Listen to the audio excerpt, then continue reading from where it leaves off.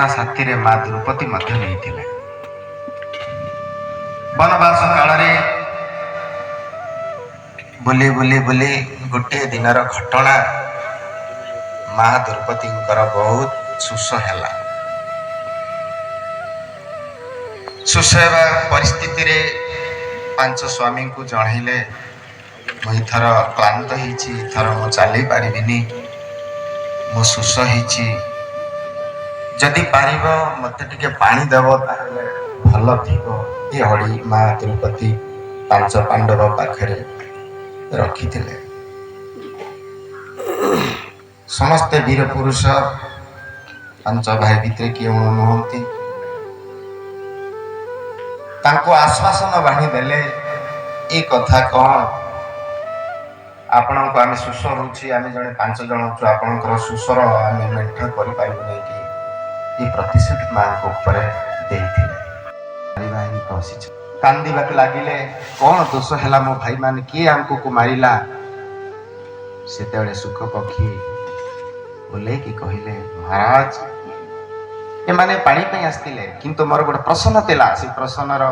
उत्तर कौन देवे मो कथा टोटाल सुनिले ना तेणु ये कारण से मानकर भोगी चलती धर्म रे निपुण राजा मानकर भीतर धर्मराज ज्ञान अधिकारी भंडार युधिष्ठिर पाखे कौन सी ज्ञान कौन न थाए महापंडित ताहले कहतु से प्रश्न उत्तर मु दे पारि तो से प्रश्न उत्तर जदि देवी मो भाई माने बंचीबे तो से पक्षी कहले हाँ बंचीबे ताहले मु प्रश्न कर कौन से प्रश्न से कहले देव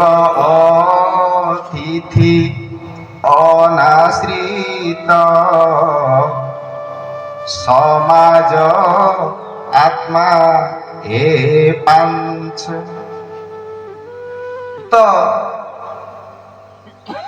यही विषय रे न कहया पूर्वर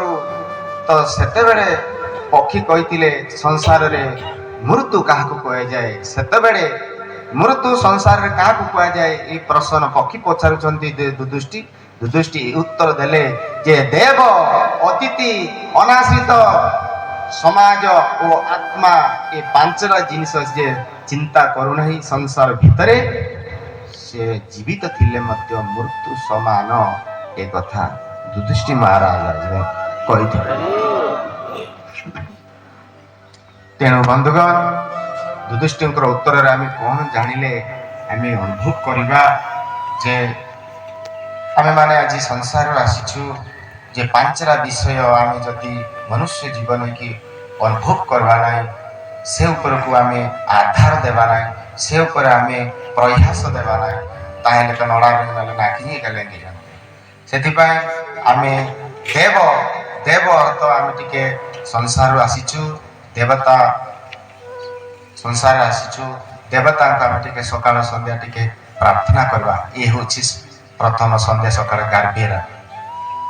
द्वितीय देव अतिथि अतिथि अच्छा भगवान आम पाखे जी अतिथि आसके नमस्कार देवा ये हूँ गोटे सेवा अनाश्रित जार आश्रित ना बापा ना माँ ना कौनरा सिया बाजी बिक मागुंट भी से अनाश्रित बोली कह जार घर ना डीह ना पटा ना गरजागंड मंडल गमा गंजी आसंड पोतेजी रईत मरेंजी जगह बाड़ी खंडे न था से असुविधा होती से आम टे जदि जगह बाड़ी दीटा अच्छी खंडे घर कर बोली आश्रित को स्थान देवा आम पाखे 4टा कदी अच्छी गोटे देवा आम पाखे 5टा तरकारी खाऊ गोटे आइटम तरकारी देवा आम पाखे 10 टंका अच्छी टंका देवा ये अनाश्रित मानक सेवा करवा ये मनुष्यर धर्म आ समाज समाज तो ब्राह्मण समाज अच्छी उड़िया समाज अच्छी सुंडी समाज अच्छी गौड़ समाज अच्छी हाटी समाज अच्छी हरिणी समाज अच्छी आमको गुरु प्रधान सबर समाज कर तेणु ये सबर समाज कल्याण समिति रे बमनी सय बकड़े सय बसनी सय सभा लगन संक्रांति लगन मीटिंग लगन सत्संग लगन सोडाम जाम ये सबर समाज लोक नि पैर मोडे नि ये सी लोक कह जीवन गोटे समाज आ से जीवन अच्छी बोली विवेचना कर से गोटे मृत्यु समान आत्मा तो आत्मा आमे षष्ठ अध्याय शुणुचु जे आत्मा को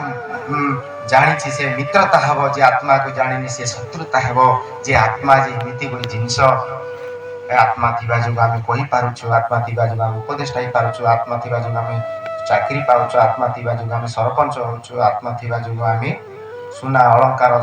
भोग विलास रे शुणुछु दी तीन वाला घर रे आमे शांति रे रहउछु आमे गोटे मर्यादा उपहार अछि जेते बेला आत्मा चली जीवो सब जाक बंद कला पर मनुष्य सेठी मुक्त हो जाउछि तेणु तेणु आत्मा संपर्क रे आमे भलरे जानिबा बंधुगण मो शरीर रे आत्मा अछि जो आत्मा को आमे लोगा देले खुशी होनी मोबाइल देले खुशी होनी टंका देले खुशी होनी कौन सी वस्तु संसार ताकू पसंद नाय केवल आत्मार पसंद जोटी की से परमात्मा से परमात्मा आसीथिबार आत्मा ये जीवात्मा से परम ब्रह्म कथा को जगार कम डगन जदि अनुरूपिया डगनास जदि को समाज लगना पीपी भगवत कार्य जदि ये आत्मा को निवेश करवा ना आनी जिंती अल्लाह में ये तेना जुड़ी पत्र ये रावी आगे से सी ये तागे से सी ये तागे से सी ये दे लगती ये आत्मा मध्य केतरे हम परमात्मा पाकरे जीवी ये चिंता करी बसे मात्र आनी नलते निर्गलम लबे मुहाजी हंतिया भी शांतिया भी शांतिया भी लेके अंत मात्र आनी इसुम तेरे मुया ये से लगे एंती सेंती ठीक सेति देव अतिथि अनाशित समाज आत्मा संपर्क आम टे जाणिक संसार जिते दिन रहा से दिन आम आनंद रहा आम मृत्यु होना जीवन में आम जीवित रहा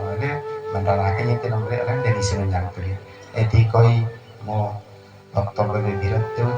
समस्त जय श्री